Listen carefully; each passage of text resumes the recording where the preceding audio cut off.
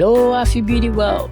There was a time when fashion spoke in a whisper, a single thin, predictable dialect all over the world. It was a conversation held behind velvet ropes, and honestly, it was boring as hell.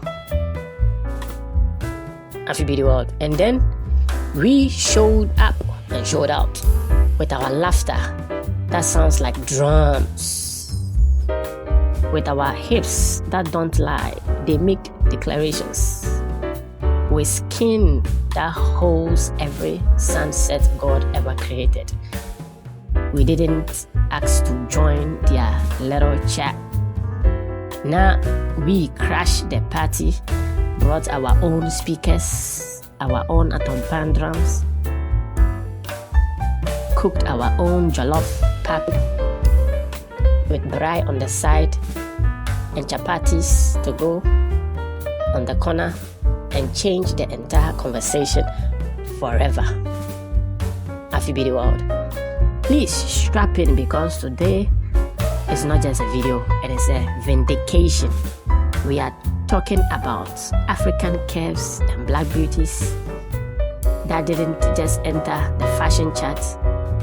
They stole the microphone, changed the language, changed the entire default setting, and now writing the whole dictionary. Please stay tuned.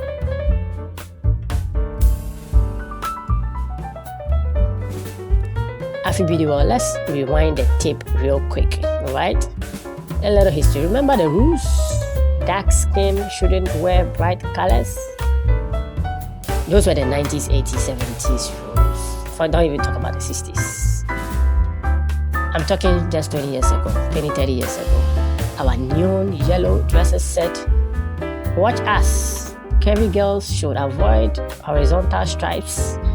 Our iconic stripe-filled photo shoot said, "The stripes now work for us." Natural hair is kinky, isn't runway ready. Our giant afros, box braids down to our waists, and intricate cornrows in global stages said, "It is now." We looked at their rule book, said, "This is fiction," and set it on fire with our blowouts, our very existence in spaces that said we didn't belong. Wasn't a request, it was an announcement. We replaced their "Can we wear that?" with our "She already did," and she ate it up, left no crumbs energy. The conversation shifted then from limitation to limitless inspiration. That was chapter 1. Now chapter 2, the cultural clash that became the blueprint. Afribeauty world, they called it ethnic, quote unquote. They called it tribal, trying to sort of marginalize it. They called it exotic. We called it home. And baby, when we brought home to the global stage, something magical happened. Our culture stopped being a trend for them to pillage for one season. It became the foundation. Ask Fashion Nova Curve, Shin Curve, Old Poly today. They are making bank, and our queens are cashing out too. Our Ankara isn't just a print, it's a storybook. Our head wraps, gilets, dukus aren't just accessories, they are crowns of geometry and history and art. Our body markings, from our face to our lips, our beads, our silhouettes, they stopped being costumes on other people. They became the source code for a new, richer, more honest fashion language. The conversation is no longer, how can we appreciate this? It is now, how can we collaborate with, credit, and celebrate the origin, the original source, the motherland. That shift, we forced that.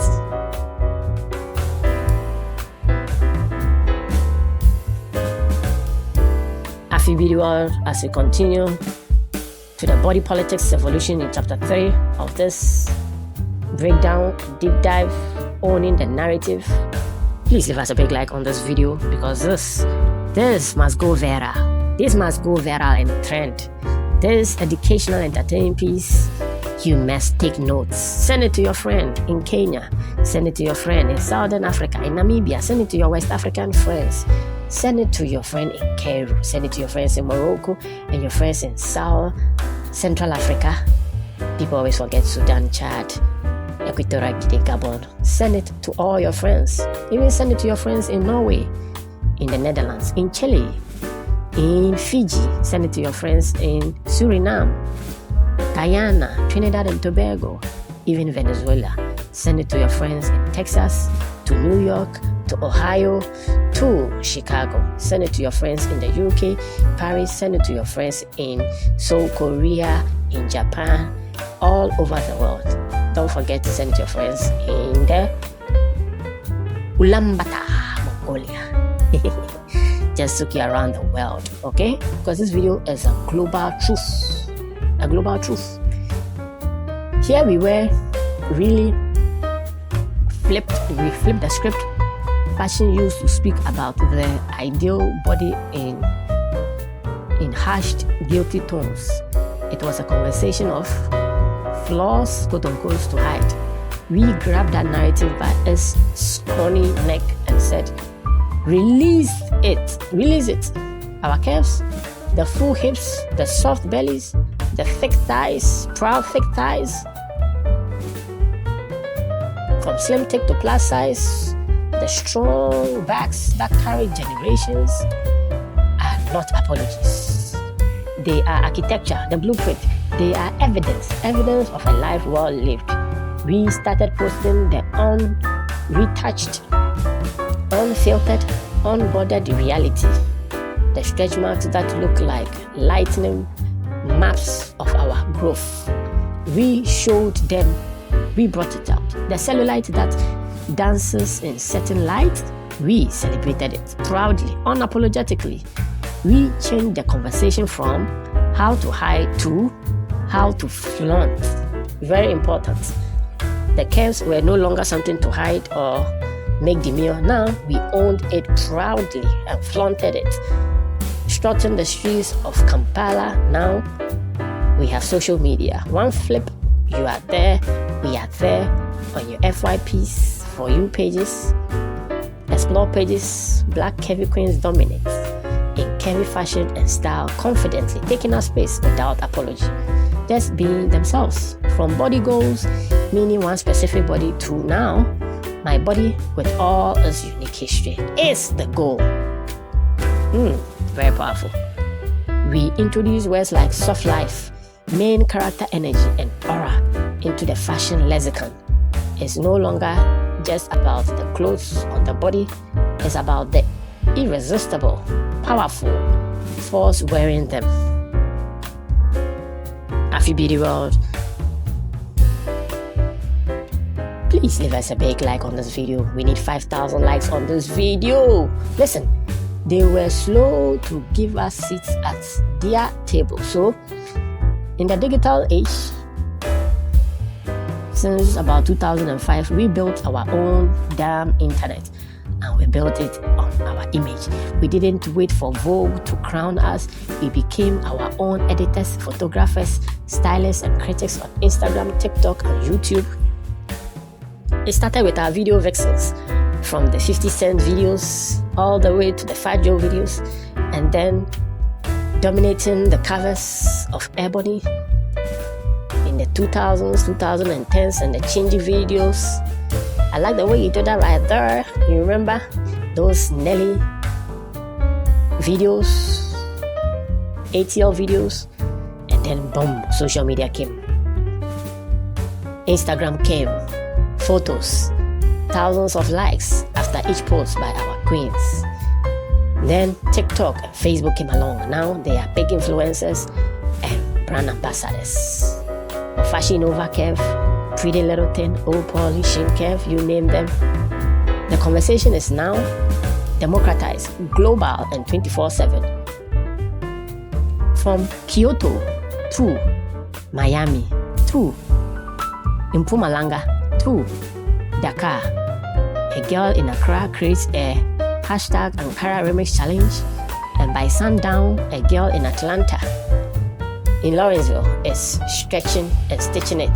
A Nigerian tailor goes viral for this curve-hugging designs, and his inbox is global. We use our platforms not just to showcase beauty, but to create economies, large-scale economies, launch brands. Shout out to all the Beverly Luxuries and Real Princess Fits, and Corazon Kwambonka Fits, all the activewear bodycon fits and designs. And pass the mic. We change the fashion conversation from a top-down lecture by the gatekeepers to a global noisy, joyful, supportive group chat. The power is in our hands, literally on our phones. Afribeauty world, please stay with us. It gets more exciting. The new forever now. We weren't speaking now. So what is the new conversation we are speaking now? Let's break it down. Okay? It's a language of inclusion by default. Not as an afterthought, but as the starting point. Right off the bat, curvy by default, black by default, all tones welcomed by default. It's a dialect of joy. Fashion is fun again. It's an expression, not a punishment. It's a vocabulary of sovereignty. We own our image, our rights, our IP, our narrative, our stories, our economic power. It is the grammar of legacy. We dress for ourselves, for each other, and for the generations coming after us, who will never know a world where they were told they weren't the standard. Afribeauty world, we didn't just change the fashion conversation, we ended an era of silence and monologue. We started a raucous, beautiful, never-ending symposium of style, and the world is finally learning, leaning in to listen, to learn, and to follow our lead. Afribeauty world, please continue taking notes. The algorithm of authenticity, our influence isn't just viral, it's mathematical. The hashtags don't lie. Hashtag Afribeauty, hashtag African beauty, hashtag curvy fashion, hashtag body positivity, and now more than trends, they are digital ecosystems we built from the ground up. Every time a plus size queen posts a hashtag OOTD in an Ankara dress that hugs her curves like a love letter, the algorithm bows down. It's not a fluke, it's a black social media influence that peak performance, proving that when we take up space online, the internet becomes a more honest, more vibrant, more stylish place. Our likes, shares, and stitches are votes for a new reality. Forget celebrity stylists. The most important accessory we wear in 2026 is unshakable confidence. Unshakable confidence. It is the invisible gilly that sits tallest on our heads. This confidence isn't loud and arrogant. It's a deep, humming knowingness that turns a simple stroll to the corner shop to Pick and Pay into a personal runway in our jumpsuits. Is what makes a woman look at a bold, curve celebrating outfit and think, that's for me, not could that be for me? No. This confidence is the secret sauce in our style, the quiet force that makes every outfit look international, powerful, and undeniably hers. Afribeauty world. Then we have the plus size queens manifesto. Let's speak the truth plainly, guys. The era of hiding is over.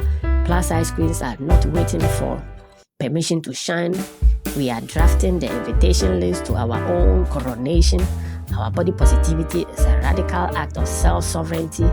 It's looking in the mirror and thanking our bodies for their strength, their softness, their style, story, before we ever critique a single curve This movement isn't about being despite our size, it's about flourishing because of the magnificent, abundant real estate we inhabit.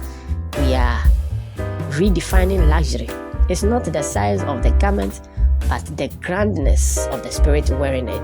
Afribeauty world. Finally, the unstoppable legacy. This is bigger than a season's trend. What we are witnessing, this glorious fusion of African beauty, curvy fashion supremacy, and digital domination, is the planting of a sequoia's tree. We are building a legacy where the next generation of black girls will download confidence as easily as an app on Google Play. They will see their curves, their skin, their features reflected as the default setting for glamour and influence. They will inherit a world where their style is their superpower, their social media is their empire, and self-love is the loudest, most powerful sound in the room.